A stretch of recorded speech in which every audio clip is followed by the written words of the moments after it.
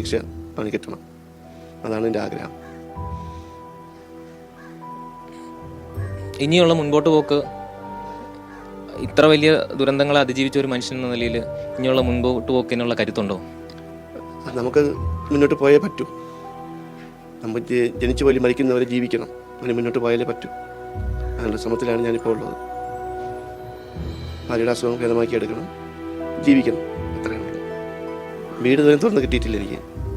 അതിന് തുറന്ന് വൃത്തിയാക്കി എടുത്തിട്ട് എന്തെങ്കിലും ചെയ്യണം. താമസാവാനുള്ള ശ്രമം പറ്റത്തില്ല അതിനകത്ത്. കാരണം നമുക്ക് വൈവിനെ കൊണ്ട് അങ്ങോട്ട് പോയാൽ മക്കളുടെ ഓർമ്മ വന്നുകൊണ്ടിരിക്കും. അപ്പോൾ അതുകൊണ്ട് അങ്ങോട്ട് പോകാനുള്ള ഒരു ശ്രമമില്ല.